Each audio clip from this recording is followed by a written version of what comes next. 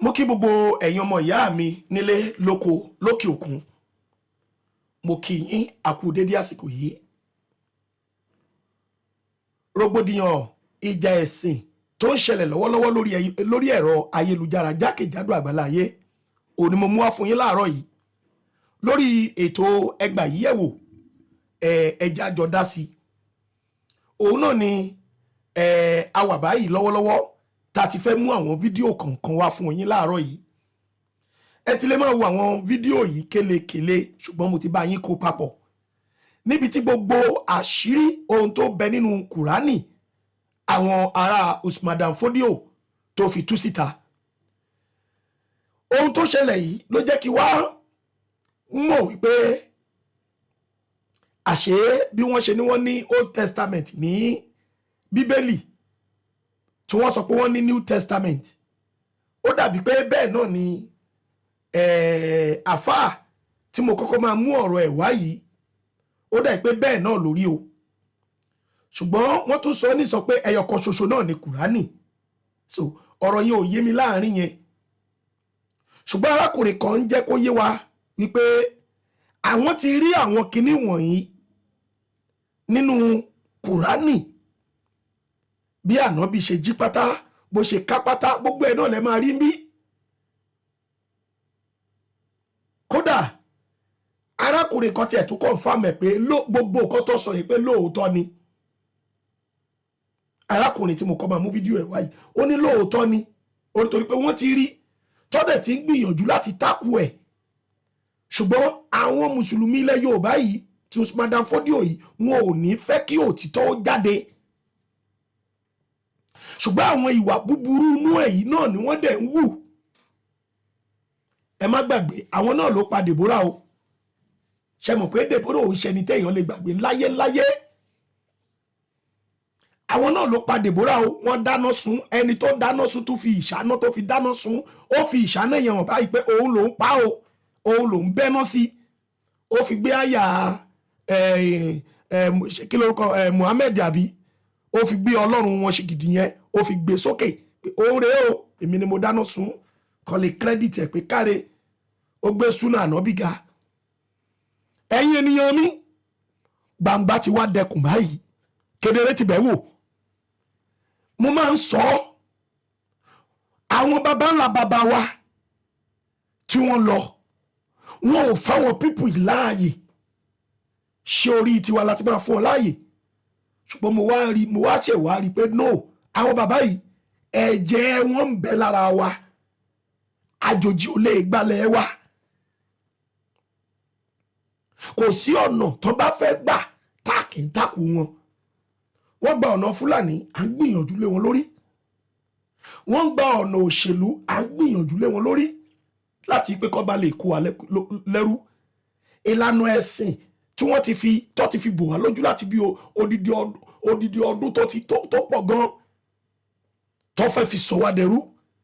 Olódùmarè nígbà tó stage báyìí tó ti fẹ́ gbẹ́sẹ̀ lé everybody lórí, àwọn ènìyàn kọ́ dìde bí àwọn bàbá mi olówó Èkó Berlin àbí kí wọ́n pè é Berlin àtàwọn ẹmẹ̀wá ẹ̀ ìyá ní fáńkọ́ gbogbo wọn dìde. Àwọn onílẹ̀ dẹ̀ dìde wọ́n bẹ̀rẹ̀ sí ní tú àṣírí àwọn ará bí níbi tó lè dé. Ó ka mo máa mú fídíò kan wá, ó ka mùsùlùmí yẹn láyà, ó wá tún sọ fáwọn yòókù pé ìwọ tó bá mọ̀ pé ó dára ẹ̀ lójú àbí tó sọ pé gbogbo nǹkan tí àwọn ènìyàn wọ̀nyí sọ pé irọ́ ni wọ́n fi ń pa, ìwọ náà lọ sórí péèjì wọn. Ó tẹ̀dú dárúkọ àwọn bíi méjì kan tó lọ tí wọn ò rí nǹkan kan ṣe tó kọ̀ yìí pé ariwo náà lọ sórí péèjì ọ̀hún lọ ń pa, ariwo tó lọ ń pa ń bẹ̀ náà mo máa kó pọ̀ fún yín. Ẹ̀yin èèyàn mi ẹ jọ̀ọ́ ẹ farabalẹ̀ dáadáa, ẹ wo fídíò yìí o láti òkè sí ìsàlẹ̀ kẹ́yìn náà lè mọ̀ pé ilẹ̀ Yorùbá kò sí ẹ̀dá alààyè kan tó lè sọ pé ó fẹ́ kó wa lẹ́rú àbí kó ọmọ Yorùbá lẹ́rú ní ilẹ̀ bàbá wa.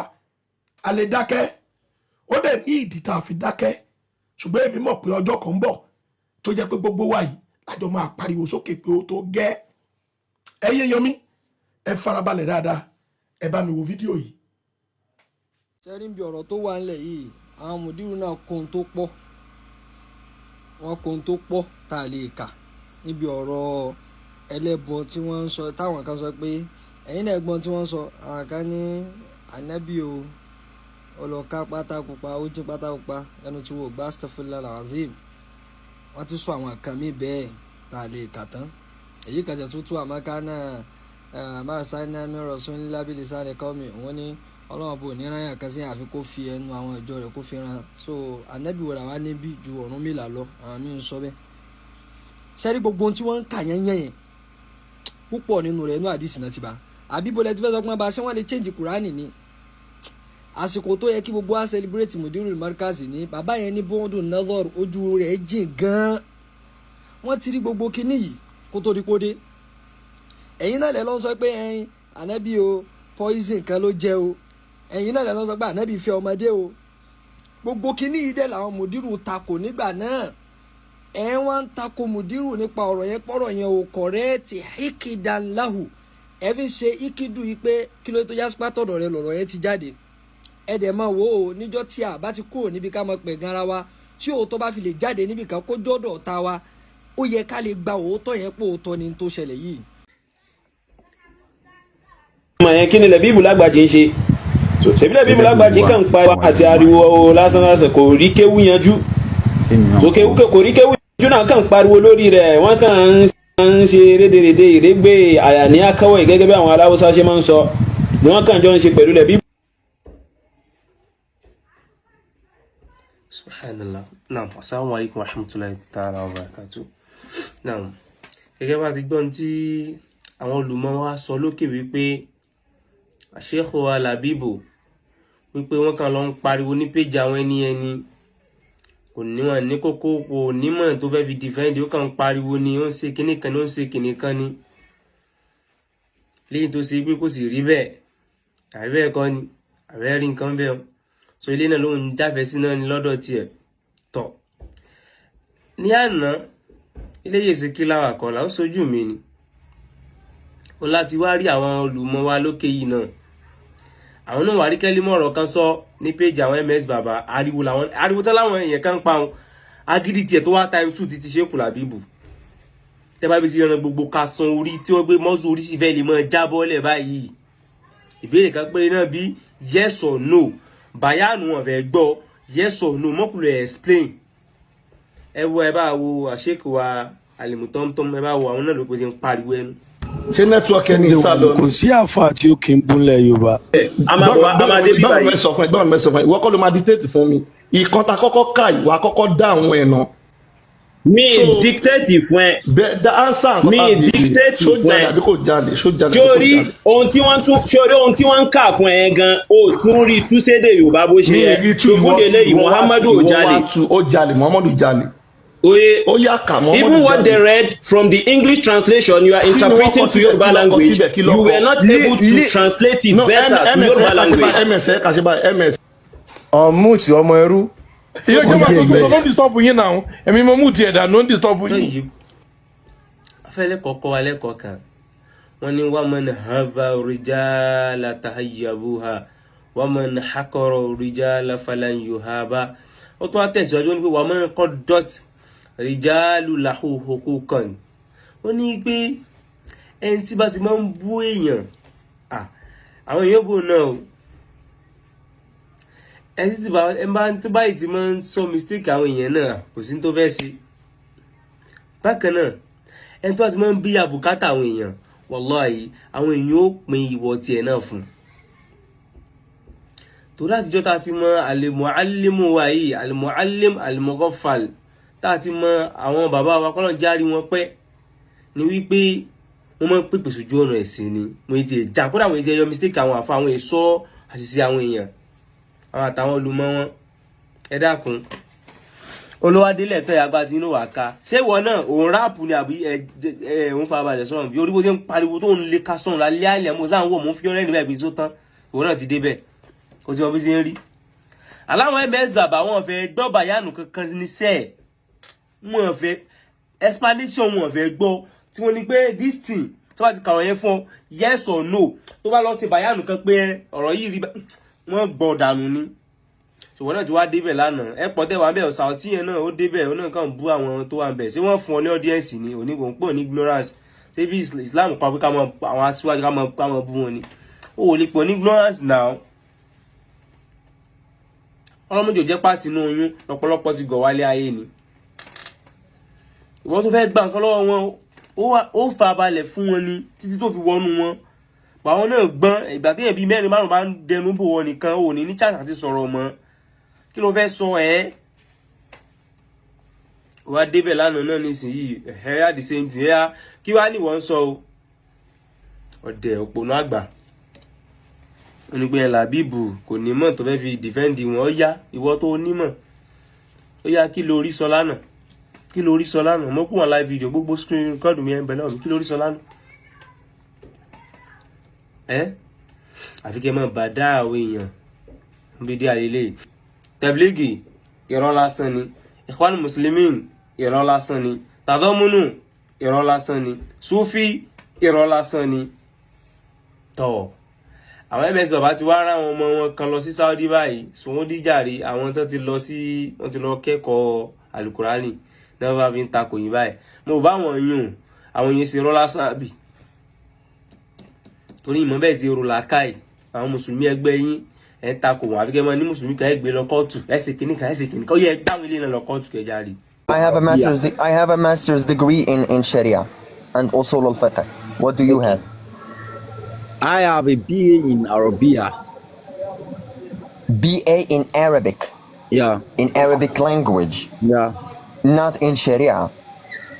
My aunt has a PhD. No, wait. My aunt has a PhD in Arabic language and she teaches Arabic. Okay. And she cannot say that I know better than Tabari. You have a BA, not even a master's degree, a BA in a language, not in the Sharia.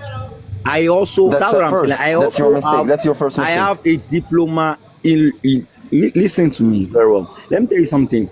Apart from even the quality that you are talking about, the degree that you are talking about, even most of this imam that you are talking about, the past ones you are talking about, can you tell me the qualification of Imam Ibn Taymiyyah? Yeah, the qualification of Imam Ibn Taymiyyah that he actually studied under. I'm telling you about Ibn Taymiyyah. Ibn Taymiyyah studied under a scholar of Islam. That scholar studied under another scholar, and if you're gonna follow the chain of narration, we're gonna follow it until we're gonna reach the time of the Sahaba. I studied under Markaz Islamiyya. Okay, can I ask you a simple? Go to Sudan. Can I ask you a simple Sharia? Can I ask you a simple Sharia question right now? Ask me. Okay, what is the ruling of eating the flesh of humans? The rules of eating the flesh of human. Yes, ruling of cannibalism in Islam. Is it halal? Is it haram? Is it what? Is haram. It is haram. There is no situation where it is halal. There is a situation where it is halal, but generally what is the situation when it is halal? And what is the situation when it is halal? In Islam. Come on. What is the situation when cannibalism is halal in Islam? It is when there is no option.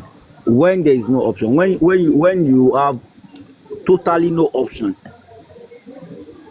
No, you're totally wrong. Just like eating pork. Let me tell you. You know that there may be situation that eating pork may be halal. Do you know that? No, I'm not asking you about eating pork. I can give you a dozen situation where eating pork is halal. I'm asking you about cannibalism right now. What is the situation when cannibalism is halal? Eating another human please, engineer, don't change the question to pork. Mo gbọ́ nǹkan tó ń sọ, mo gbọ́ dáadáa. Gbogbo language tó ń sọ ni mo gbọ́. What are the conditions? Nǹkan tó sọ wọ́n nígbà wo ni ó tọ́ láti jẹ èèyàn nínú Islam ó tì. Wọ́n ní ìgbà wo situation wo ìgbà wo bí ẹnìyẹn bú ànábì ni wọ́n wá pa. Bí ẹnìyẹn fi Islam lẹ̀ wọ́n wá pa ni lọ́ máa jẹ́ tó máa jẹ́ ẹgẹ́t. Bí ẹnìyẹn bú ànábì àbó bú àlá. Ẹni sùúrù nǹkan tó ń bèrè ẹni sùúrù.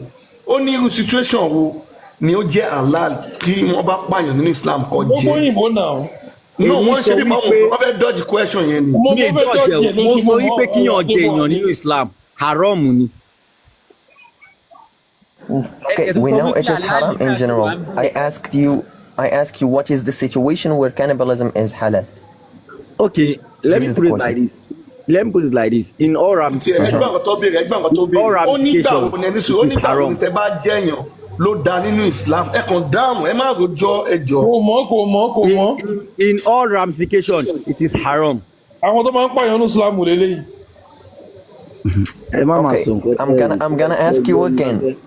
When is it halal? What is the situation ẹjọ bá ẹjọ máa ń kọ́ ẹni when fi ìbínú lọ Mr. Engineer àgbàlagbà lẹ́ ń bá sọ̀rọ̀ ẹ mọ̀ báyìí máa ń sọ̀rọ̀ ẹ sọ pé kọ́ gbé dákẹ́ ẹni sùúrù ṣé ẹni sùúrù kò tí sẹ́ tó ní fi bíbá ẹni sùúrù kò sẹ́ tó ní fi bíbá Let's focus on the ẹjọ ẹ má yẹ kọ́ question. We fún need yẹn an fi excuse answer. sá lọ ẹjọ gbogbo ilé ẹ má bínú bàbá bàbá. No, kọ́ máa pè mí lápáyàn. Báwo ló ṣe máa pè mí lápáyàn? Ṣó lè pè yín lápáyàn kí inú yín dùn ni? it's okay man. ẹ má bínú àti mo ìwọ́n gbọ́dọ̀ máa fi sá lọ nǹkan tó béèrè pé wọ́n nígbà wo ni tẹ bá jẹ́yàn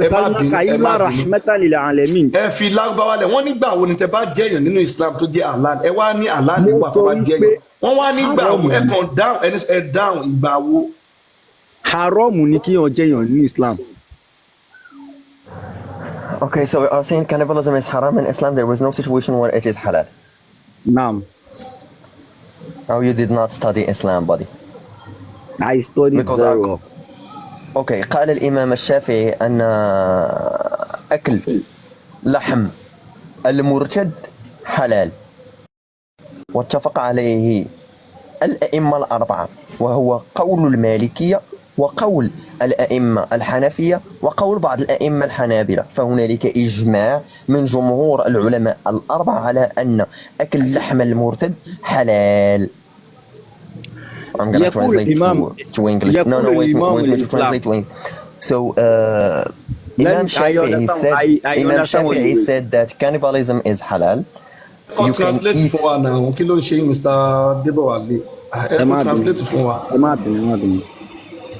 So Imam Shafi'i said that you can actually eat the flesh of an apostate. For example, my situation now, my flesh is halal for the Muslims. If they unalive me, they can eat my flesh.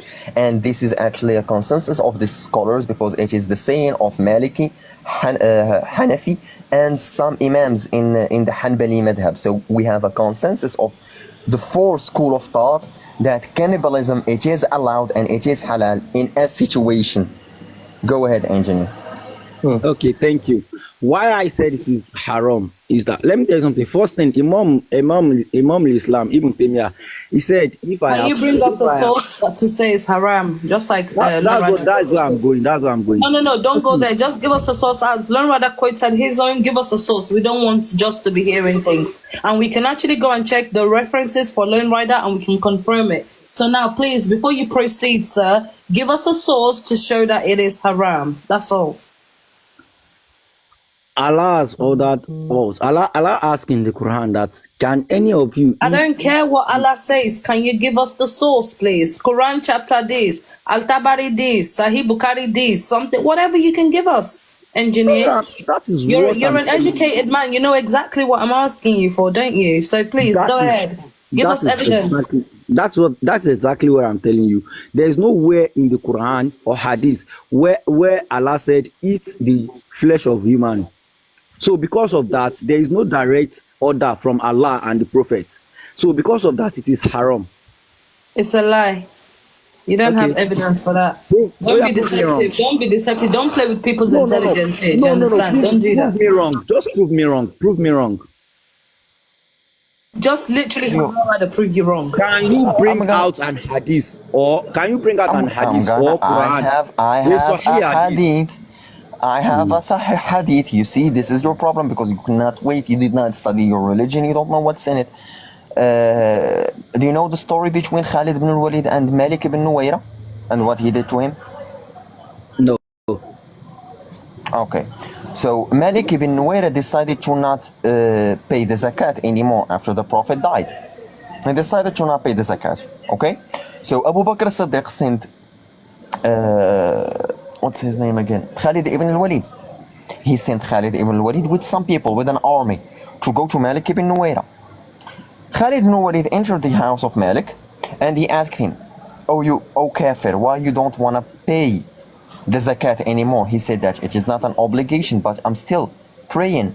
Khalid ibn al-Walid told him, if you pay the zakat, if you pray, you're gonna pay the zakat. إذا صليت أقمت الزكاة. إذا أقمت الصلاة أعطيت الزكاة.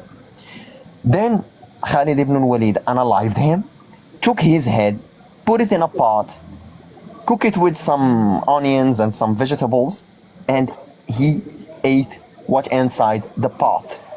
What's your source And he of this? What's your source of this story? I'm gonna give you I'm gonna give you the source. Give me a second. Let me finish, and I'm gonna like find you the source, and I'm gonna give you the exact same reference. And he went back to Abu Bakr as-Siddiq, and he told him what happened. And Abu Bakr actually was like, "Woohoo, good job, bro." What's the source? Number one. Number two, it is not an Okay, hadith. I'm gonna give you the Bring source. An hadith. Wait, This is a hadith. Number one, you bring the source. Number two, you said you want to bring an hadith, and that's not an hadith. This is a hadith. No, it's not If an you hadith. don't know The what hadith is the- contains what the prophet does I'm and sorry. says. Sunnah. Oh no, We are that's- talking about Sunnah and hadith. Listen. This is again. This is another evidence that you did not study your religion. If you know what is a hadith and what is the difference between a normal hadith and a hadith Nabawi Sharif and a hadith Qudsi, you will know the difference between this and this and this.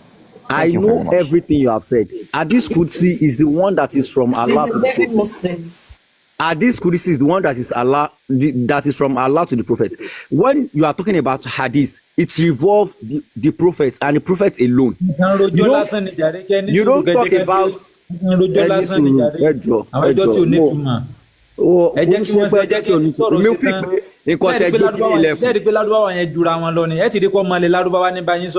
èmi náà ẹ fa ẹni sùúrù ẹni sùúrù ẹ jẹ́ kí wọ́n ṣe tán ẹni máa jiyàn ọmọ Lárúbáwá ń fún yín lẹ́fídẹ́ǹsì ẹ̀ẹ́dẹ̀ tó ń jiyàn lẹ̀ Yorùbá.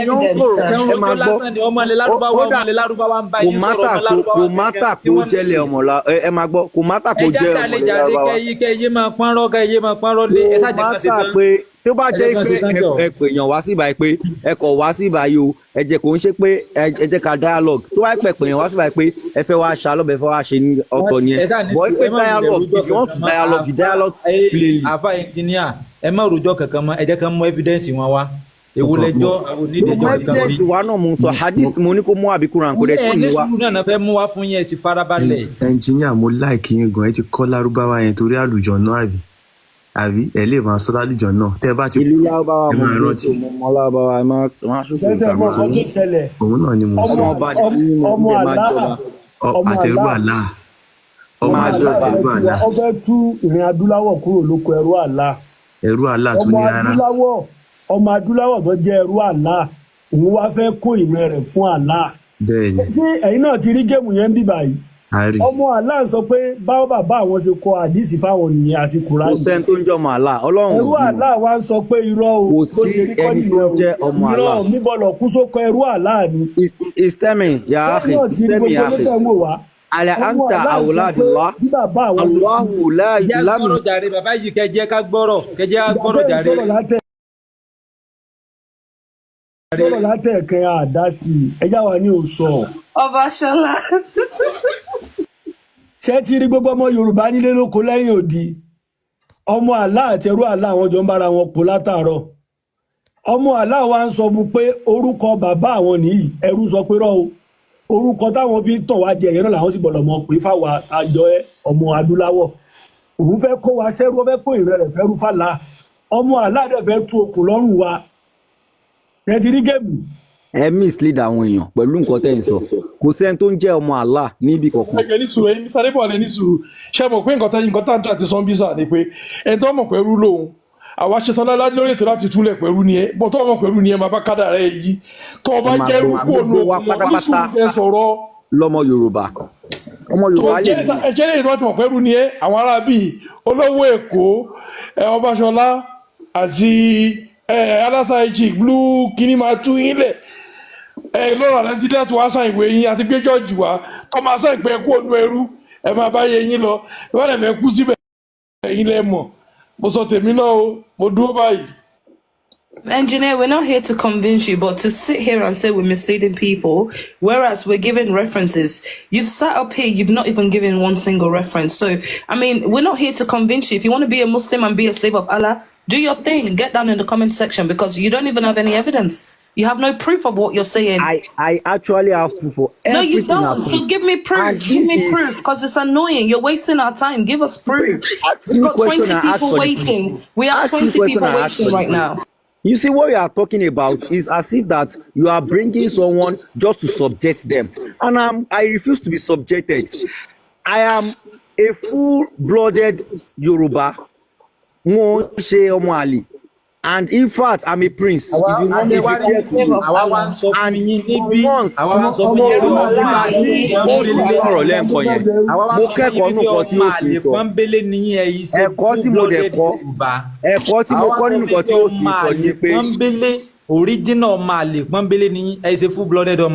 Next, please. Lone Rider, he has no evidence. You cannot bring in evidence. Lone Rider, do you think somebody can really be African and be a Muslim? Because I'm not be told to get no Islam. It's a shame, to be honest. like it's crazy. You're calling yourself a Yoruba person, whereas Islam goes against your culture. It comes first. That's the thing, that Islam comes first. You need to say that I'm a Muslim, then you can say where are you from.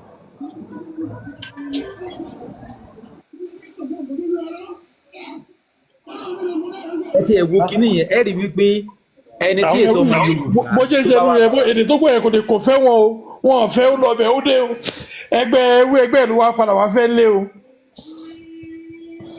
kò sẹ́ni tó fẹ́ bẹ̀ o wọ́n bí ẹ̀dá ò ṣe bá wọn sùn wọ́n máa rẹ́ erókó dànù ń bèèrè ẹrú kẹrù abilala lẹ́nu ọ̀nà káwé Sùdánì wá jẹ́ bí ìlú téèyàn gidi ń lọ.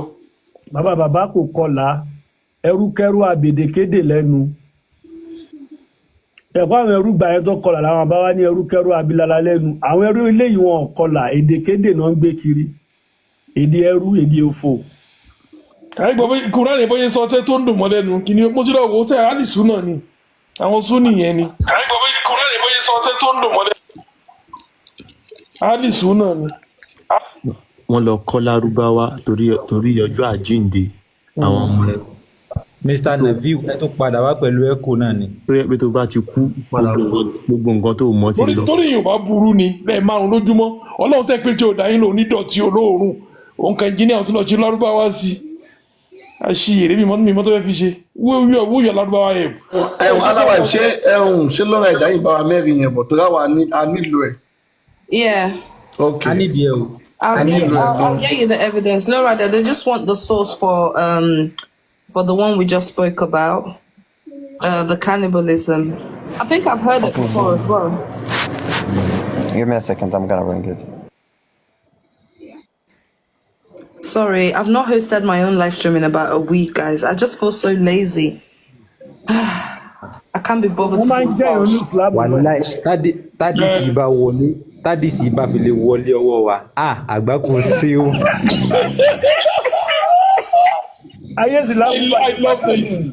I love this.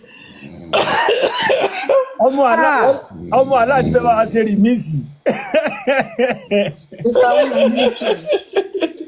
wàhálà ìwọ̀n òkè ẹ sì máa gbọ́ tágbàlagbà ọmọ sunkún lórí wáàsì. àwọn apààyàn abẹ́rẹ́ tó fi ń pa wọ́n ti ń jà wọ́n tó ń pa ni.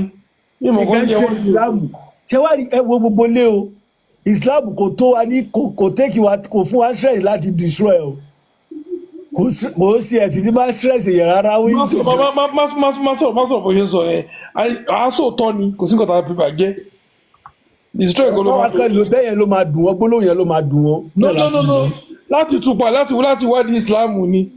láti wádìí Islam kò ó yí sí gan ọ̀rọ̀ ọ̀run níbi ẹ̀kọ́. ẹ nà téèyàn bá ti sòótọ́. òótọ́ làwọn sọ àwọn òparọ́. bílíọ̀nù àfààfà ẹ wá jáde ẹ wá ké ẹ wá ké tádìsí yẹn bá wọlé tó bá wọ wa tádìsí yẹn wọwọ́ olówó èkó bá ṣe máa ń dẹ́hùn yẹn. olówó kan àwa jù bẹ́ẹ̀ lọ olówó kò tẹ́ pé ẹ̀rọ ṣẹ́gun ó jẹ jù bẹ́ẹ̀ lọ tẹ́lẹ̀ ayé yín ti bàjẹ́ mọ́ lówó èkó lọ́wọ́ nìyẹn finally ayé ẹ ṣòfò dànù. No rider, don't check your comment now. Don't check your DM. I beg you, let me bribe you.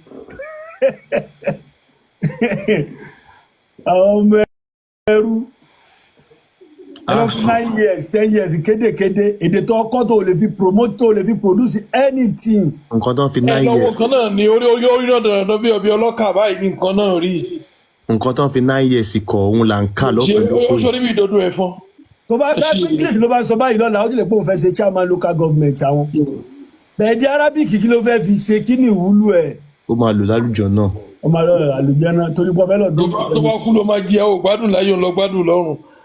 Kò tí ẹni pé ó ní dọ̀tí ni tó bá ti Sudan yẹn gírí lọ Sudan ni. Bàbá àbáyé tiẹ̀ ṣé tó bá ti kú èèyàn tó bá ti kú ṣó máa tún máa rántí. Ó tún máa rántí èdè mọ́. Tó máa rántí èdè ni ọpọlọ Ọlọ́run máa. Ẹ̀jẹ̀ bí wọ́n àwọn tó máa ń sọ pé Arabu lásán lọ́rùn yẹn wọ́n ní oorun kéèyàn sùn dàbí àràpá kú ni ọjọ́ òní yẹn ti sùn téèyàn lálàá tí wọ́n fi èdè bá ti wà nílùú òyìnbó yìí tó bá tẹ́ ẹ bá lálàá èèyàn lè fi English àbí Dutch àbí French èèyàn lè fi lálàá èdè abínibí ẹ̀ náà ló máa fi lálàá èdè abínibí ẹ̀ so need that àti ilé ayé ìta sùn ẹ̀ ká ti máa fi èdè Arabic lálàá kábílẹ̀ ní evidence pé àlóòtọ́ èdè Arabic la máa Arabic lọ fi lálàá àjọ wọn ni.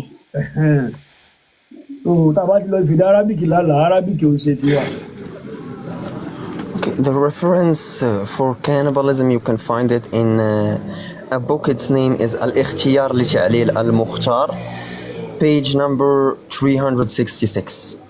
And also you can find it in another book. Its name Al-Iqna' fi Hal Alfad Abi Shuja', from the pages 255 to pages 257. MS wà ń bẹ̀. MS. Wà ń bí mo fẹ́ kó tún sọ náà ni kí n lè ẹ̀wọ̀n bó ṣe sọ. Can you type it in the comment, please, then I can pin it. Okay, can you just type it in the comment, please? Okay. A máa kà á sí sin àwòrán ayé. Àyè má kà lé ní pé lábẹ́ kà síjọ ni. Ẹ̀yin àbá ẹ̀dìdọ̀ lọ jókòó sórí awọ o. Àbọ̀ yìí. Ilé la máa jùlẹ̀ ọ máa jẹ́ lálẹ́ yìí. Bọ́ǹbù tí ń bọ̀ yìí yóò ní agbára o. A bá sọ pé èdèyàn náà fi ń bọ àlá ẹ̀rọ máa já àti Muhammadu gan jẹ́ yẹn. Ẹni ojoojúmọ́ kábà ń gbà wọ́n ẹ̀mí yín ṣòfò tán ẹ̀yin tẹ́ kú sí kábà ní bọ́ọ̀lù ọ̀hún lé. Wọ́n ti fẹ́ gbogbo ẹni àwọn bàbá wa àwọn ìyá wa sàṣún sáúdí.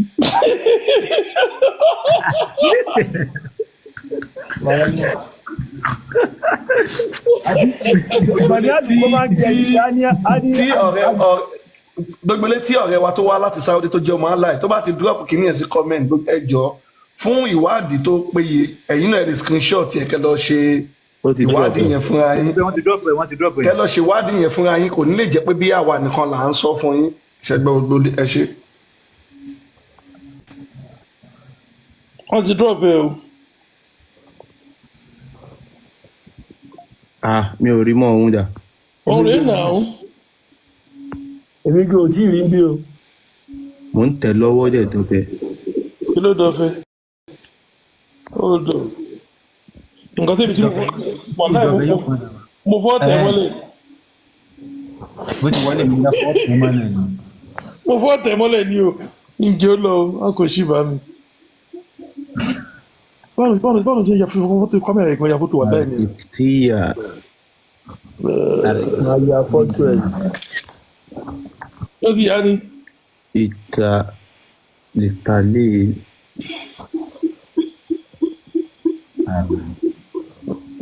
Ẹni tẹ́ wà ní Facebook sẹ́ẹ̀rì ṣá òun ló ní.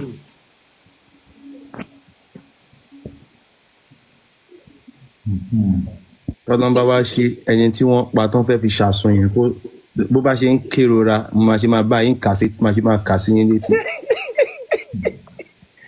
Muhammadu wa ti di àjẹyàn mọ́súdí. Wàláì ẹ pé Tinubu kò ní àní dáhùn. kí ni ẹgbà tó gbé jáde ṣe mọ́ àdìsí tí a kà tí Muhammadu ti bókù sùn yẹn hans adidakak yẹn gbogbo ẹ̀ ó ṣò gbogbo ẹ̀ Imam Hanafi àwọn pípù yìí wọ́n ti rógò.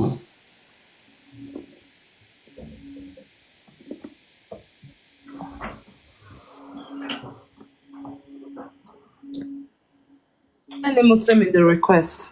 Ẹjọ́ lóòótọ́.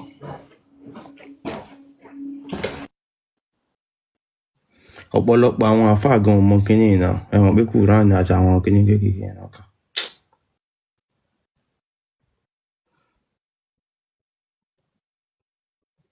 What's somebody's qualification to be a sheikh or an imam or an alpha, as we would call it? Lone Rider, what's the qualification? Do they just have to learn Arabic language? Yes, learning the Arabic language is one of the criteria.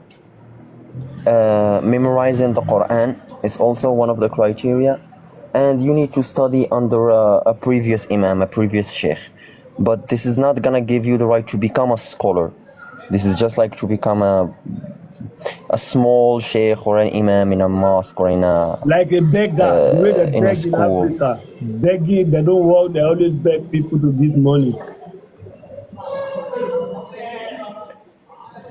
To be a proper scholar in Islam, it's very, very difficult because we only have few in each era. Like, for example, nowadays, in our era, in our time, there is only, I think, 4 or 5 scholars in the whole world that actually talks about Islam, and they do fatwas and all of that. And to become one of those, you need to memorize the whole Quran, to know the Arabic language, and pretty much to study Islam your whole life in a masjid under a proper scholar. And you need to start having your circles. Before becoming a scholar, you need to start having small circles and like corner speakers.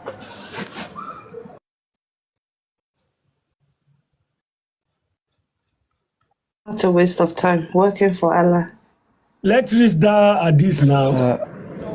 Okay, I'm gonna answer a question in the comment. He asked, is Dr. Zakir Naik part of the 4? No, he is not. Dr. Zakir Naik, he is not even an imam.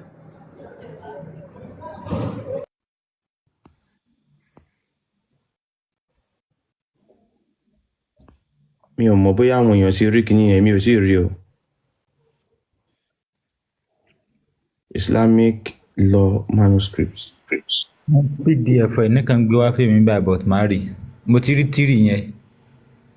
Máa fẹ́ wọlé tọ̀ ni.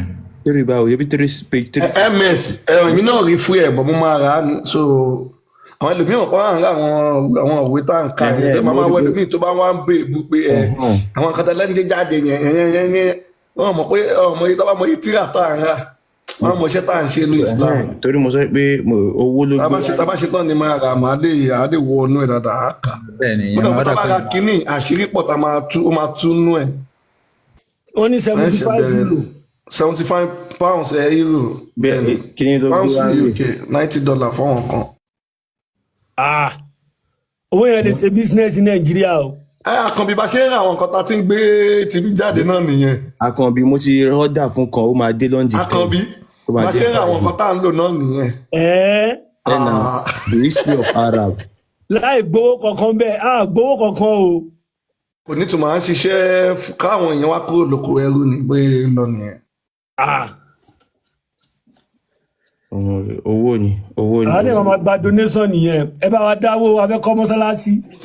Àkànbí nǹkan táwọn afáàyàn ṣe máa ń jà tó máa ń bára wọn jà nìyẹn. Ṣé mo yẹ ó ti fi atíà so mo ti ń lọ kọ́kéwù èmi ti ń lọ Egypt èmi ti ń lọ Sudan àwọn nǹkan yẹn bọ̀ àwa ò ní láti lọ ibìkan kan àwa kàn máa rà àádẹ́ka àárà àákà so tiwa jù bẹ́ẹ̀ lọ. Ókè ọkọ̀ àfáà ti dé padà ẹ káàbọ̀. Ẹ kú àtàárọ̀. Àtàárọ̀ rí. Ṣé ti evidence yín dé ni? Èmi kọ́ ni mo lọ Mercedes wá o. Ẹ kàn fà sọ Arabic. Ẹ kàn bọ́ mọ́ ọmọ aláṣọ Arabic. ọlọ́run kọ́ láwọn ọlọ́mọ evidence wa. ẹ kalẹ́ o. ọ̀rọ̀ ni àáfà ìlọ́lọ́ fẹ́ lọ mẹ́rin wa bọ̀dọ̀ lọ́ti lọ́wọ́n ò mẹ́rin wa fi wọn lẹ̀ so. èmi kọ́ ni mo ní mo fẹ́ lọ mẹ́rin wa àti o. gbà àfa ọyẹ ẹ̀ka àbọ̀ kí lẹ rí sí nǹkan ta kà pé Muhammadu òun àtọ̀wọn ẹ̀mẹ̀wá ẹ̀ wọ́n lọ jalè ìgbà tó dẹ̀ jalè tán tí wọ́n wá ń lé wọn àwọn ẹ̀mẹ̀wá ẹ̀ ní kó fún wọn ní ẹ̀tọ́tọ̀ wọn kò wá fẹ́ fún wọn bọ́ ìfẹ̀yìn Muhammadu tàgbá nìyẹn wọ́n dẹ̀ já sí o wọ́n gbaṣọ lọ́rùn ẹ̀ kí lẹ rí sí nǹkan yẹn. ìgbẹ́lẹ̀ ti rí yẹn sà. so òun ló wà ní ibi ọ̀dọ̀ ms yẹn wo bẹ́ẹ̀ òun nìkan ta kàn yẹn. kò sí nǹkan tó jọ bẹ́ẹ̀ nínú àdìsá náà Muhammad. a ní kẹ́ wo òkè náà ẹ̀bùn nìkan ta gbé síta yẹn ṣáà kàkà wá fi. gbogbo ń tẹ gbé sí ìbáyìí. ẹni sùúrù ṣáà kàkà fi gbà tí kà pamọ́ ẹni sùúrù ẹ̀ka. nǹkan tó yẹ ká bèrè pé kí lórúkọ ẹni sùúrù nǹkan tó máa bèrè ibo lórúkọ bí tẹ́tí ká yẹn wọ́n á dẹ̀ sọ fún yín. àfà alitabari ni o alitabari volume 9 page 31 then àfà kan ti wá síbi tó confam. òun náà dẹ̀ ká lọ́dọ̀ tiẹ̀ ó dẹ̀ confam ẹ̀ so. àfà kan ti wá síbi tó confam ẹ̀ bẹ́ẹ̀ ni. ẹ̀yin náà kàn lọ kà tẹ́ẹ̀ bá kàwé malẹ̀ tí ì gbọ́ rí. àwọn ẹlòmíì ò ní kankan wọ́n kàn dé wọ́n kàn máa jiyàn tí ò ní ìtumọ̀. kì í ṣọ̀rọ̀ ìjiyàn eléyìí ò sí nínú àdìsá náà Muhammad. àdìsá nábì ni. kì í ṣe àdìsá nábì. àdìsá nábì ni. afáṣọba àwọn ò ti afáṣọba ó ti dàbẹ́ long rider please akọ̀ndàmú long rider lé nínú bọ́ gẹ́gẹ́ bí ọmọ àlá kó ṣiṣẹ́ kó bá wa pa orírun bàbẹ́ rẹ̀ ńlẹ̀ wa long rider. Long rider. Yeah, I'm here. Yeah, Laura, welcome, my brother. One of our brother here is half Yoruba, half Arab. He said Alitabari is totally error. So please, can you enlighten us more about it, please? Half Yoruba, half Arab. No, Tabari, it's not totally and 100% a mistake or errors. Again, I asked him the simple question. What are the qualifications that he has to say that? Because the scholars that came after Tabari, they used his books. Because Tabari was known to be a historian. He has a book named The History of Tabari, Tarikh al-Tabari, that write the whole history of Islam and after Islam. He's not wrong. He's not full of errors. The thing that person could not understand is the methods of doing the seerah, which is the stories and the biography, and the method of doing the hadith. When we are talking about the seerah, it doesn't matter if this is an authentic chain of narration or no. They don't actually pay any attention to it, because what the kutub al-seerah, the writers of seerah, what they do, they gather and collect all of the stories that they heard, and they try to get the most authentic one. I'm not gonna say that they give the most authentic one, they try to give the most authentic one. For example, Tabaqat al-Kubra li Ibn Sa'd, the Imam Ibn Sa'd, when he was writing his stories, he gave all of the chain of narration. Like, for example, he gonna give this chain of narration that speaks about this situation, and gonna give other chain of narration that speaks about the exact same situation. Tabari is 100% correct. There is no one else that can go against him. Some Nukraniyin and some hypocrites that we can see today, that they are trying to throw him under the bus, but they cannot do, because if they did that, pretty much we're gonna lose 3/3 of Islam. Don't write that, please. You can talk to him in your language, please. Ọkùnrin Ọlọ́run, ó yẹ bá sọ̀rọ̀ pẹ̀lú. Yeah, don't write that. Go on. Ọkùnrin Ọlọ́run, ó yẹ bá sọ̀rọ̀. Assalamu alaikum, akhi. وعليكم السلام يا سماعة الشيخ. وعليكم السلام. ماذا تقول في الطبري يا أخي؟ المفهوم في حديث الطبري هندي، وممن نعرف أن كل كتب الأحاديث هناك الضعيف وهناك الصحيح، وهناك الأحاديث الذي هو في اختلاف من أقوال رسول الله صلى الله عليه وسلم لأن عدو الإسلام قد جعلوا أنواع كتب الأحاديث انجدالا لأوامر رسول الله صلى الله عليه وسلم. اوكي. ولذلك قلت هذا الحديث غير واصبة لأن كل صفات الذي كان في هذه الأحاديث لم يكن من صفات رسول الله صلى الله عليه وسلم. مثل ما قلت أن الطبري غير صحيح، ولكن أصل موضع في حديث الطبري غير صحيح عندي. في حديث الطبري حديث الطبري حديث الطبري علمت أن هناك الحديث يقال بحديث الطبري حديث وأشباه ذلك من كتب الأحاديث، ولكن أصل الموضع في كتب الطبري غير صحيح، إنه حديث ضعيف تماما. هل تعرف منهجية المفسرين؟ ماذا قلت؟ هل تعرف الفرق بين منهجية المفسرين ومنهجية المحدثين؟ نعم عرفت ذلك. ما هو الفرق بين المنهجيتين؟ ما الفرق بينها؟ ما الفرق بين المنهجيتين، بين منهجية المفسر ومنهجية المحدث؟ المفسرون هم الذي نعم هم الذي يفسرون القرآن، والمحدثين نعم. ما هي منهجية المفسر؟ على ماذا يعتمد المفسر ليفسر الآية؟ المفسرون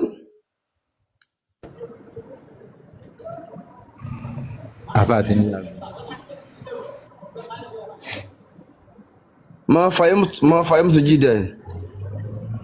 حسن، سوف أشرح لك.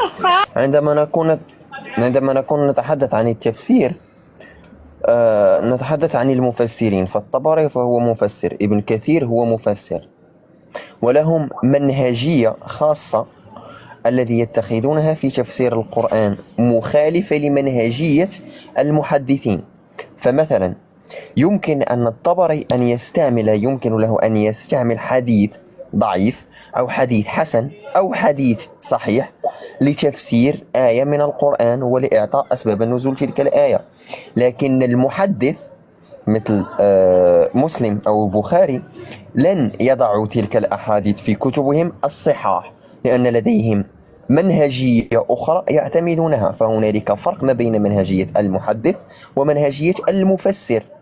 لهذا لا يمكن أن تقول لأي تفسير أنه استعمل حديث ضعيف، والطبري لا يستعمل الأحاديث الضعيفة فقط، بل هو يأتيك بجميع الروايات التي وجدت والتي توجد عن تلك الآية، كل الروايات الممكنة، الضعيفة والصحيحة والحسنة. نعم ما شاء الله. وبهذا لا يمكن أن تقول على أن الطبري كاذب أو ضعيف، فهو مفسر ليس بمحدث. لا أعرف كلا وكلا. قلت أصل الحديث الذي كان في وجه الشبك إنه حديث غير صحيح لم يكن من صفات رسول الله. gbàdúrà hukumu tí máa tí wọ́n ń bring wá fún yín dẹ̀rí kankan sọ ń pa rẹ̀ ẹ tún wá padà sí kí ẹyin lẹ́sà sọ yìí wọ́n béèrè kí ni ìdájọ́ àwọn tí wọ́n ń ṣèdájọ́ tafsir. kí ni wọ́n mọ̀ nípa ìdájọ́ wọn tafsir? Kí ni wọ́n mọ̀ nípa ìdájọ́ wọn? ẹ tẹ́ ń bá wí náà ni ẹ máa bá wí. nǹkan tó mọ̀ nípa ẹ̀ tó ń yọnu sí. ó yá ẹ̀yin tẹ́ ẹ máa yan yẹ ṣàlàyé rẹ̀ ṣebí náà bí yín léèrè tẹ́ tó ń fò lọ bùnmí yẹn. ìdájọ́ àwọn tó ń ṣe tafsir, àwọn mufasirun àwọn ọ̀tọ̀, àwọn muhaddisin àwọn ọ̀tọ̀. gbogbo àdìsí tí wọ́n kọ lórí àná Muhammad ló wà sọ yìí. ó yẹ ẹ dá lóhùn ẹ má lagidi. kò sí àwọn ọ̀dọ̀ yìí fún bẹ́ẹ̀ ni, ṣé kò sí àwọn àgbélẹ̀rọ àdìsí ni. ṣé ti rí àwọn àfáà yín lẹ Yorùbá ṣé ti rí ogun wọn bá ṣẹ́ẹ́dí pọ́ ọmọ lárúbáwá wá ṣẹ́ẹ́tì tí ń ṣẹlẹ̀. ọmọ lárúbáwá ìyẹn jẹ́ ọmọ lárúbáwá ò ní kó gbọ́ kó mọ àmọ̀dájú nǹkan tó ń sọ ẹ sọ ẹ kó lórí ẹ̀yin mọ ní. tí wọ́n bá sọ̀rọ̀ lórí ìmọ̀ ọmọ Yorùbá náà òkè ló ń kọ́ ẹ̀kọ́ English ní tó lè máa mọ̀ lápò àmọ́ ju ọmọ tó ń lọ. síbẹ̀ yìí náà rí pé pidgin lárúbáwá là ń sọ.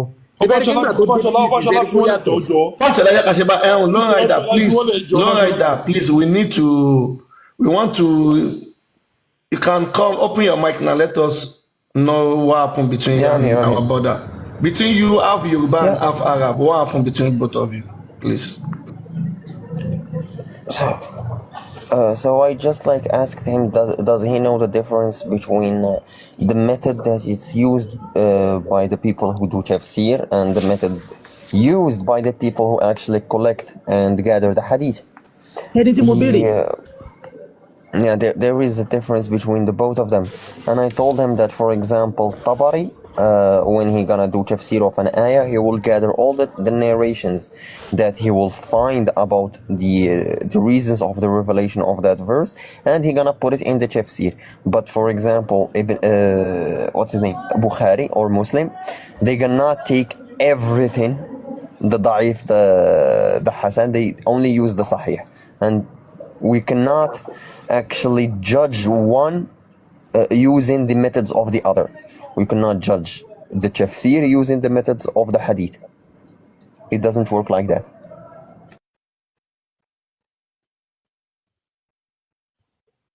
I would love to give an example right now to him.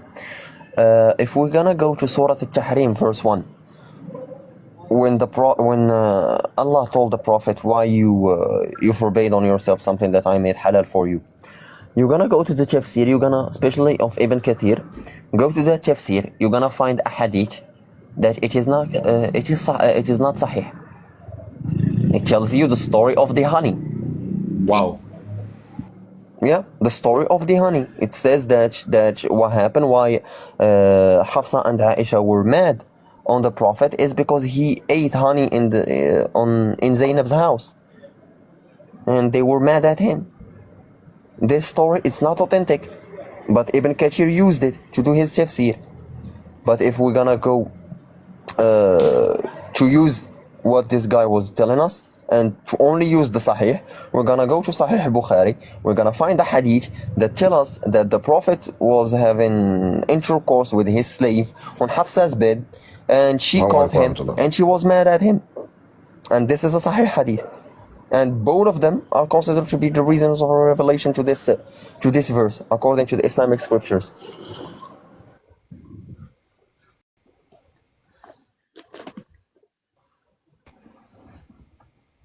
Right, how many sex slaves did Muhammad have altogether, and which one did he free and which one did he not? Oh, it's kind of blurry in that matter, but I can name you a few right now. He had that they remained slave and he did not free them. We have Rayhana, we have Maria the Copt, we have Juwayriya, we have another one that she was not named. She was also a gift from his wife Zainab. We have another slave, her name also is Zainab. And there is another one, I cannot remember her name, that 7.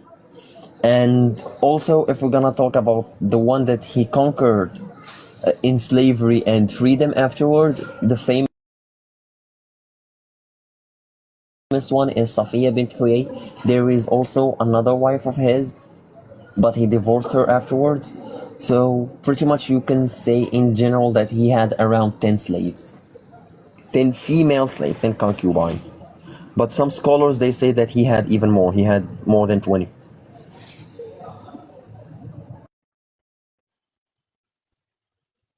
Lágbára o.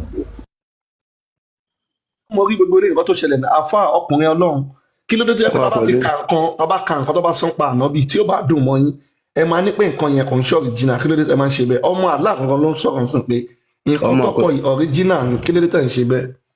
ẹ gbọ́rọ̀ tọ́mọ ọ̀gbẹ́ni yẹn sọ, ó ní wọ́n fi ọ̀rọ̀ kan ṣẹ̀rí nínú àyà kan pé ọ̀rọ̀ yẹn wà authentic.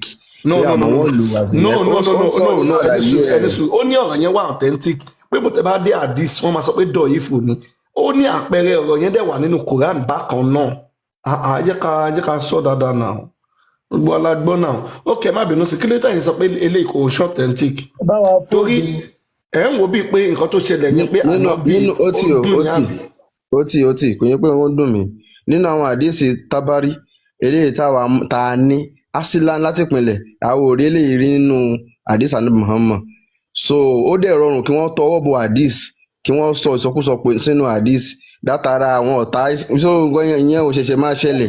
ẹ̀yin lẹ tí ka ilé yìí tó wà ń bẹ ni bó ṣe wà ń bẹ nìyẹn. gbogbo àdìsí ni wọ́n mọ̀ ni tó gbẹnu ẹ̀ sọ̀hún tó kàn sọ wóróworó. ìwọ gan ò gbẹnu sọ ṣebí wọn náà ń wí. kí ló tẹ̀ ń bá wọn jà kí ló tẹ̀ ń bẹ ìbú mi báyìí náà kò sẹ́ni tó bú yín ẹ̀kan bú yín ọkọ̀ gbẹnu sọ. òun ló ń takòrọ̀sọ ọ̀rọ̀ náà. wọ́n sọ̀rọ̀ ni wọ́n lẹ́tọ́ àti sọ̀rọ̀ náà wọn bú yín náà kí ló tẹ̀ ń bú yín. wọ́n takòrọ̀sọ ọ̀rọ̀ yín ṣé gbogbo àdìsí ni ṣé gbogbo ìmọ̀lẹ̀ ẹ máa mọ̀ tó. ẹ má bú ìbú wọ́n sọ̀rọ̀ ní náà. ẹ má bú ọba nítorí ọmọ aláàbò sọ̀rọ̀ ń ṣàwálà sọ. ẹ má bínú mo ti gbọ́ yín. ok má bínú bọ́tà bá ká àdìsí kan tó bá lànà bí ṣe dáadáa ń sìn ẹ máa ní sọ yìí ni àbí. irọ́ kò dandan kọ́ ni kí wọ́n jẹ́ pé ẹ bá kà tó bá ṣe dáadáa pé àwọn àdìsí yìí ó pọ̀ lóríṣiríṣi wọ́n ti tọwọ́ bọ̀ eléyìí nínú àdìsí tábárí àwọ̀ òrí nínú àdìsí tábárí nìkan tí mò ń sọ fún yín. so nǹkan tẹ̀ ń sọ sí pé ẹni sùúrù ẹ̀yà kìíní àwa lánàá kọ kìíní ìyá àbí. ẹ̀yin kọ́ lẹ kọ́ ẹ bá lọ́ọ̀nláìnì ní ṣe bí ọ̀nláìnì ló wà. ẹni sùúrù ṣe ní fóònù mi ó yà ẹtẹ kìíní kẹ kọ̀ǹfàmù ẹ afẹ́kẹ́ wò ṣé lóòótọ́ Muhammadu àtàwọn sàábí ẹ̀ ṣé wọ́n lọ digunjalè lẹ́yìn tó digunjalè tán ṣé lóòótọ́ ni wọ́n wá àwọn sàábí wọn sọ pé fún wa ní tiwa wọ́n dẹ̀ fẹ́ yín ẹ̀ta àgbà wọn já sí o ẹ wò ẹ fi fóònù mi wò lọ́dọ̀ yín kẹwàá òbí irọ́ là ń pa òun ṣe irọ́ ẹ fi fóònù mi wò. kẹgbẹ́ fi fóònù mi wò lọ́dọ̀ yín. mi ò ní fóònù kan tó mo ní so nǹkan tó ẹ ṣe lélẹ̀ ẹ kọ kínní ilẹ̀ tẹ bá ti kọ ẹ lọ ṣe wádìí tẹ bá wá bá bẹ́ẹ̀ kẹ wá sọ pé ẹ bá bẹ́ẹ̀ tẹ bá bẹ́ẹ̀ kẹ wá bá wa pé nǹkan tá a sọ yẹn ẹ bá bẹ́ẹ̀ o torí tẹ bá wò ó sẹ́ ẹ lè má dá wà lẹ́bi àwa kọ́ la kọ̀ wọ́n kínní àwa náà máa ń ra àwọn kínní online sóye yín tá a bá rí a máa download ẹ̀ wọ́n á sọ yìí báyìí la máa rà a máa fi email wá sí a máa fi gbé a máa tẹ̀ a máa ṣáwó sí bẹ́ẹ̀ ṣe ló ń kọ́ kéwù àwa ń sìn lórí ìlànà àwa ti ń kọ́ tiwa sóye yín àwa náà ń ra àwọn òwe yìí ni adẹ̀ ń kà nǹkan tá a bá rí la máa sọ síta sóye yín bọ̀ yìí tí ó bá dùn mọ́ yín yẹn ẹ má ní ẹ gbà ẹ kàn máa ní pé ẹ máa tọrọ àforíjì fún mọ́ ọmọ pé kí alába yín dáríjì very simple sóye yín kò ń ṣe kò yẹ ká máa jà á ń ṣọ̀tá yín kálàwá la kọ̀wé ìsìn ẹ lè máa bá wa jà bọ̀ àwa kọ́ la kọ́ sóye yín. olówó èkó àwọn tó ń jà fún Islam tó ń soso lẹ̀ fún yàn tí ń kọ́mẹ́ǹtì yẹn ló lọ́ndà kọ́mẹ́ǹtì yẹn wípé ọ̀hún. ṣẹ̀rígbẹ̀gọ̀ tí mò ń sọ lélẹ̀. ẹni yẹn kì í ṣe Muslim o. ṣẹ̀rígbẹ̀gọ̀ tí mò ń sọ lélẹ̀. kọ́mẹ́ǹtì ni ẹ̀yin náà wo kọ́mẹ́ǹtì lẹ́nìkan sọ bẹ́ẹ̀ yẹn náà. mo rí kọ́mẹ́ǹtì ẹni yẹn ṣé mi ẹni tí mo ẹni yẹn láwọn lọ́wọ́ péjì yín ẹni yẹn láwọn lọ́wọ́ péjì yín bẹ́ẹ̀ ń polówó ṣọlẹ̀ èmi nǹkan tó sọ ni ẹ má bínú mi ò wọ́n pa ẹ o. ẹni yẹn kò kì í ṣe Muslim. ṣé mo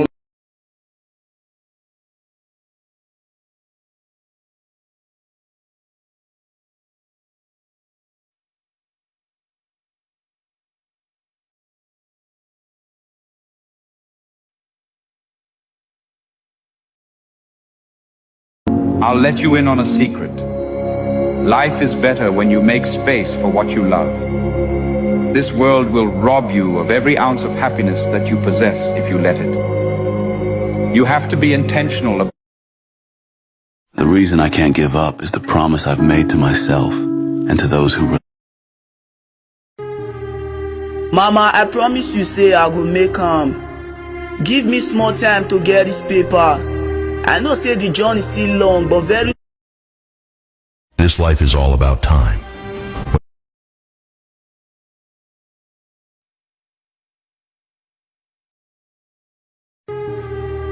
Mama, I promise you say I.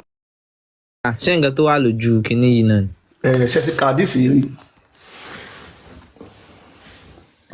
tẹ́ẹ̀bà tí ka ẹ máa lẹ́ẹ̀ tí ka ẹni sùúrù ṣe ti kárí àbẹ́ tí ka. ẹ jẹ́ n sọ nǹkan fún yín. mo wà pẹ̀lú yín mo ń gbọ́ yín. Ànábì wa Muhammad sallallahu alaihi wasallam. mi ń wá bíbí láti wá sọ lárúbáwá. ó ti wò ẹ máa bọ́ ẹni sùúrù ẹ má bínú ẹ máa bọ́ wọn lárúbáwá sọ̀rọ̀ tẹ́ bá ti ní ẹ̀ ìgbàwé ìgbọ́ ọmọ lárúbáwá tó ń sọ̀rọ̀ yìí bàbá ẹ̀ ni àlìtàbárí ẹ̀ẹ́dẹ̀ lè máa rọ́bì ibi iṣẹ́ tọ̀hún bàbá ẹ̀ ṣe kẹ máa rọ́bì iṣẹ́ ẹ̀ lójú ẹ̀ tẹ́ bá ti takò ó máa ṣí máìkì ó máa bá yín sọ̀rọ̀ pé ta ni tẹ́ máa fi fọwọ́ padà wá iṣẹ́ bàbá òun lójú so tẹ́ bá ti mọ̀ pé ẹ lè sọ ẹni sọ tẹ́ bá ti lè sọ lárúbáwá kẹyà mọ̀ ọ̀kan tẹ́ máa sọ torí ó máa ṣí máìkì láti bá yín sọ̀rọ̀. ok tí mo bá fẹ́ sọ lárúbáwá kí n sọ àbí. no ẹ sọ lárúbáwá pé kinní yẹn pé dọ̀yìí fún ni ó ń gbọ́ yín ẹ sọ lárúbáwá. Àdìsí yìí tó bá jáde. ẹ sọ ní lárúbáwá kí ọmọ ẹ wo àlejò wa tẹrí bàbá ẹ ní àlìtàbárí so ẹ lè máa insult. ó yá ẹ ṣe. ṣèbí ó máa gbọ́ mi tí máa bẹ̀rẹ̀ sí ní sọ báyìí. bẹ́ẹ̀ni long rider open your mic ẹ máa sọ̀nà. okay now fi qawli nabi sallallahu alayhi wa sallam innahu qala man kadhaba alayya muta'ammidan فليتبوأ مقعده من النار وما نظرت في هذا الحديث ضعيف وهو من كتب هذا الحديث إنها يكذب للنبي صلى الله عليه وسلم هذا الحديث ضعيف جدا. هل تتحدث عن الحديث الذي يقول من كذب علي متعمدا فليتبوأ مكانه من النار؟ نعم تقول أنه هذا حديث ضعيف؟ نعم هذا الحديث ضعيف.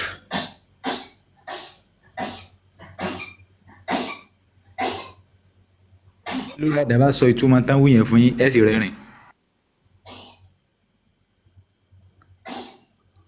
gbọ́ díẹ̀ lárúbáwá yẹn báwọn náà ti máa ń kà ọ́ èmi máa ń play ẹ̀. He is saying in that a hadith says that the Prophet said whoever lied on me on purpose he's going to hell, and he said that hadith is da'if. Okay, can you open up Sahih Bukhari 1291? No. It's in Sahih Bukhari. It's a hadith. It's a Sahih hadith. I'm hearing you. Now, you are now saying that Prophet Muhammad. لا. الحديث فهو صحيح وموجود في صحيح البخاري. يقول الحديث سمعت النبي صلى الله عليه وسلم يقول كيف أنا أنت مسلم؟ kí ni question béèrè kí máa yín béèrè ẹni sùúrù ẹ jẹ́ kí máa yín sọ tọ́fẹ́ sọ lórí ẹ̀dá kọ́mọ tó wọ́n jáde ó sì ní béèrè wèrè wo nìyẹn. ó ní nǹkan tí mò ń béèrè. no lórí ẹ̀dá go your own sir lórí ẹ̀dá go your own ẹ ní right láti béèrè question kankan lọ́wọ́ anybody you don't have right to ask that question. ẹ jẹ́ kí n sọ nǹkan fún yín.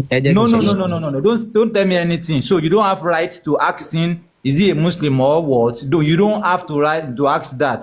So let's go on. Okay, mo ń gbọ́ yín.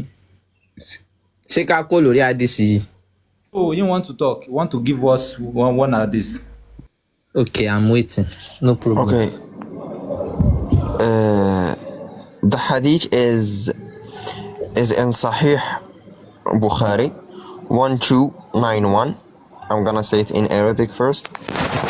حدثنا أبو النعيم حدثنا سعيد بن عبيد عن علي بن ربيعة عن المغيرة رضي الله عنه قال سمعت النبي صلى الله عليه وسلم يقول إن كذبا علي ليس ككذب على أحد من كذب علي متعمدا فليتبوأ مقعده من النار. سمعت النبي صلى الله عليه وسلم يقول من نيح عليه يعذب بما نيح عليه. I'm gonna say it in English. Narrated Al-Mughira, I heard the Prophet saying, ascribing false things to me is not like ascribing false things to anyone else. Whoever tells a lie against me intentionally, then surely let him occupy his seat in hellfire. I heard the Prophet saying, the deceased who is wailed over is tortured for that wailing. This is a Sahih Hadith. How come you are saying it's not Sahih? نعم هذا الحديث كما سمعت في هذا الحديث لا نعم كما Nkamankako àbí Nkamankashi èèyàn Ramankashi Nkamankako ẹni sùn ṣe dáhùn ẹ̀ ń ráàpù náà ẹ mọ̀ pọ́nmọ Yorùbá ní sọ lárúbáwá báyìí. Fancy oríṣiríṣi. ta ló rán yín ṣẹ́ èbédè elédè ni ta ló rán yín ṣẹ́ ìjẹ́ ìjọba lárúbáwá yẹn bá yín du èdè tí yín tó bá yín du náà ẹ̀yin lẹ́ ń ṣàyọjú rọ̀. ẹni sùúrù kẹ́ wà nù sáré kẹ́ kú kẹ́ wà nù sáré ṣé o bóyá nǹkan tó máa béèrè lọ́wọ́ yín ṣé o bóyá Yorùbá náà mọ̀. ẹ fẹjọ́ lẹ má bá sọ̀rọ̀ lọ ìjọ ẹ fi Kamankashi lẹ ẹ bá sọ̀rọ̀ lọ agbọ́bẹ̀ ṣe ń ráàpù ló jẹ́ ká rẹ́rìn sí Kamankashi ó nọ́mà náà ẹ bá sọ̀rọ̀ lọ no ẹni sọ ẹ má bínú ẹ bá sọ̀rọ̀ lọ ẹ má bínú pa fi yín rẹ́rìn ẹ má bá sọ̀rọ̀ lọ Kamankashi. mo sọ̀rọ̀ mọ́. ó ń sọ̀rọ̀ ó ń gbọ́ yín ó mú tó ń drive lọ́wọ́ ni ẹ mọ̀ pé àwọn ń jayé Saudi ni ẹ̀yin ni àwọn Muslim Saudi ń gbádùn ẹ sọ̀rọ̀ lọ ń gbọ́ yín ẹjọ́. kí lòun wà àwọn ń jayé tiwọn. sọ̀rọ̀ ló ń gbọ́ yín àfa ẹ sọ̀rọ̀. àwọn ọ̀gá ẹrú rẹ̀ ń bá sọ̀rọ̀ àwọn ọ̀gá yìí. هذا فلان أنت معي أنت معي هذا فلان. نعم أنا معك. أنا أنتظر إجابتك. كيف تقول أن هذا الحديث ضعيف وهو في البخاري؟ نعم كما تنظر في بذلك متن لابد أن أقول إنها ضعيف أو صحيح. كيف تقول أنه ضعيف؟ لا قلت لا ضعيف. لا قلت. لم تقل أن هذا ضعيف، لم تقل أن هذا الحديث ضعيف. في السابق قلت هذا الحديث وهو ضعيف كما رأيت في ذلك المكان تقول قد سقط فيه. البخاري. Wait, I'm trying to understand him. قلت سابقا أن هذا الحديث حديث ضعيف. مما فهمت. نعم. أثبتت لك الآن أنه حديث صحيح في البخاري، في صحيح البخاري. نعم. فهل تقول الآن أنه حديث صحيح؟ نعم.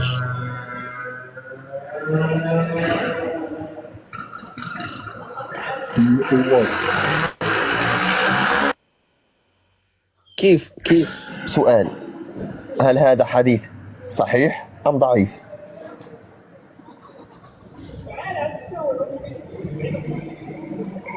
wọ́n bí yín léèrè àdìsí yìí ṣe sọ yìí ní àbí dọ̀yìf. سألت لا كيف ما عرفنا بأنه صحيح أم ضعيف؟ بين لنا يا إنه في البخاري، هو في صحيح البخاري. في هاي وجهي في هاي وجهي في صحيح البخاري، كتاب صحيح البخاري. حسنا سأعطيك انتظر صحيح البخاري جزء 23 حديث 49. لست بهذا المكان بالإجداد. أنت معي. لم أفهمك. نعم. إذا قلت هذا الحديث صحيح أو ضعيف لابد أن أقول إنها صحيح أو ضعيف. لابد أن أقول هذا لا يمكن أن تقول عن هذا الحديث أنه ضعيف، هو في صحيح البخاري. هل تعلم ما هو صحيح البخاري؟ صحيح البخاري وصحيح مسلم هما أصح كتابين بعد القرآن. كل الأحاديث الموجودة في البخاري ومسلم هم أحاديث صحيحة.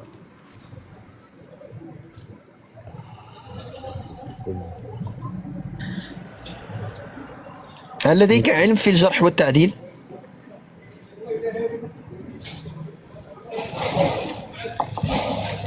هل درست علم الحديث؟ علم الرجال؟ علم الأثر؟ هل درست علم الحديث؟ كنت معك وأريد أن السؤال. ما هو سؤالك؟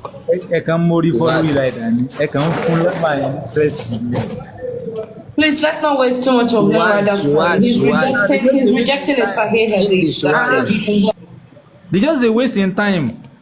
دعني أن أتكلم أول آسي لحديث يا شماعة لون رايدر دعني أتكلم. نعم.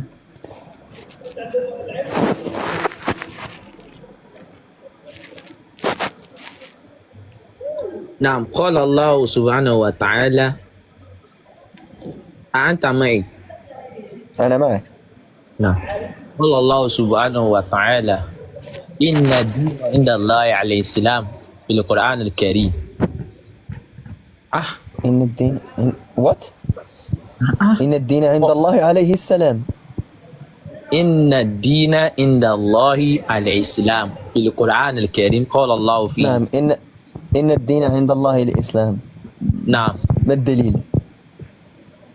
نعم. ما الدليل على إن الدين عند الله الإسلام؟ هذا في القرآن الكريم. في القرآن الكريم أنت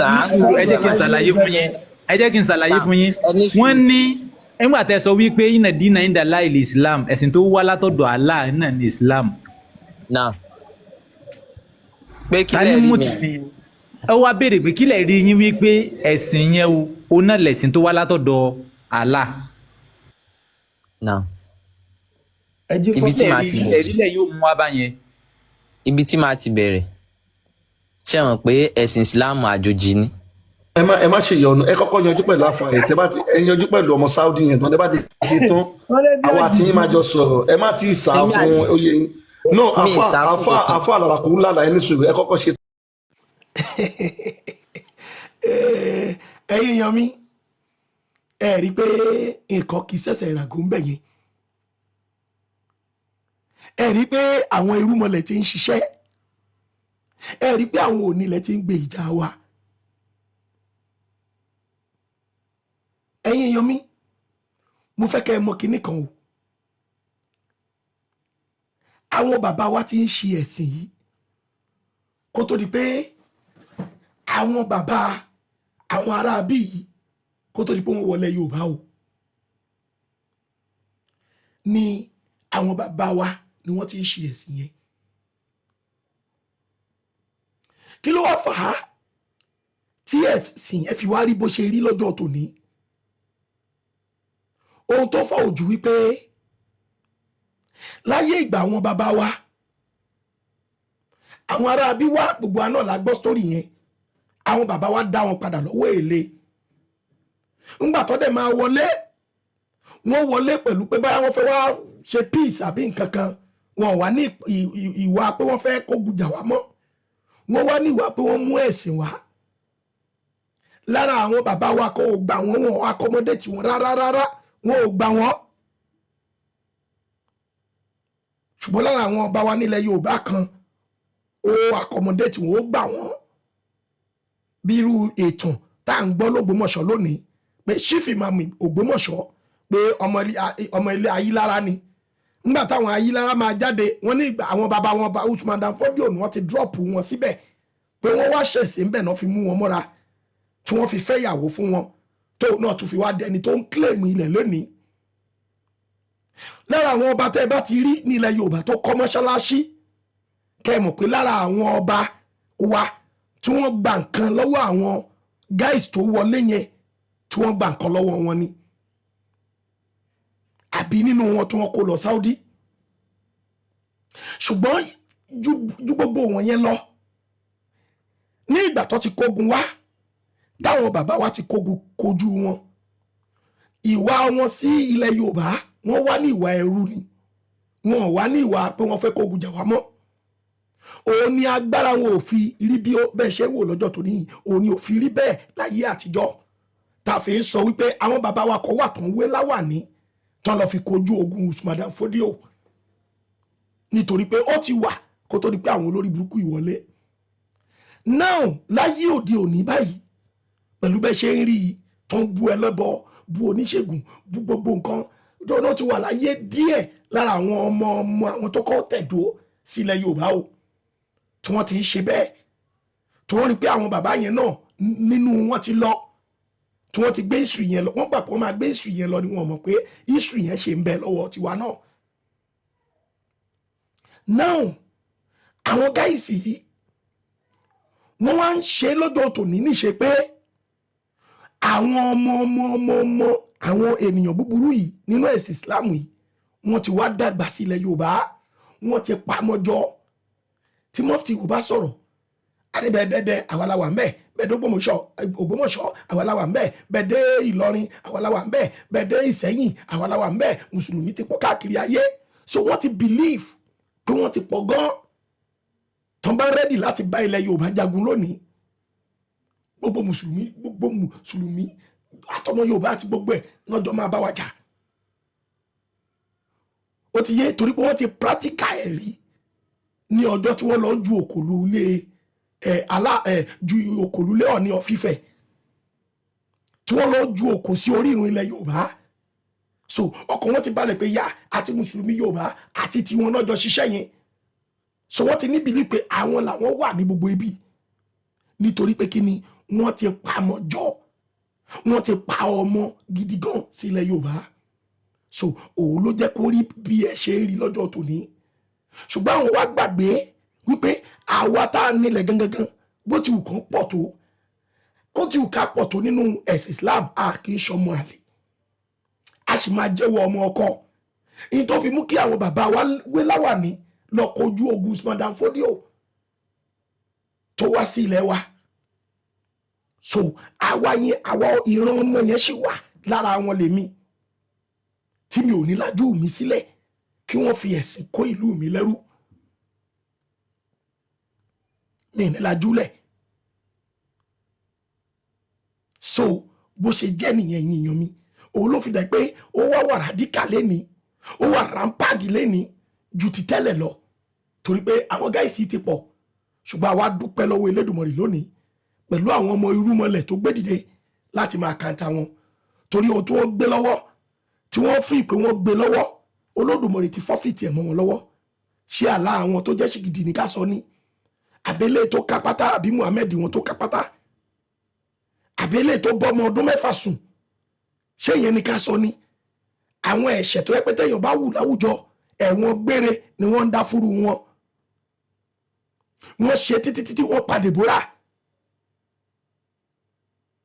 nítorí pé ó bú Ọlọ́run ṣìgìdì wọn so ẹ̀yin èèyàn mi ẹ̀yin ọmọ Yorùbá tẹ́ jẹ́ mùsùlùmí ẹ̀yin ọmọ Yorùbá tẹ́ ṣì wà nínú ẹ̀sìn mùsùlùmí mo bẹ̀ yín ẹ jẹ́ alájú wa ẹ má jẹ́ wọn kó wa lẹ́rú ẹ rẹ̀ jẹ́ ká máa fi gbogbo ìgbà rántí ohun tó ṣẹlẹ̀ ní ìlú Haúsá wọ́n wọ ìlú Haúsá togun-togun wọ́n lu ìlú Haúsá tìjàtìjà wọ́n pa gbogbo àwọn olórí ọmọ gidi tó jí òkúnú ọmọ tó jí ọmọ onílẹ̀ wọ́n pa gbogbo wọn dànù lọ́jọ́ tòní tẹ́lẹ̀ Haúsá Ìgbò Yorùbá là ń gbọ́ ṣùgbọ́n lónìí ó ti di Haúsá Fúlàní Ìgbò Yorùbá ó ti dẹ̀yà mẹ́rin so ilẹ̀ ti Fúlàní níbo ni ilẹ̀ ń wà tó fi di ẹ̀yà mẹ́rin káti ẹ̀gbà pé scam ní Nàìjíríà already Nàìjíríà fún ara ẹ̀ scam ní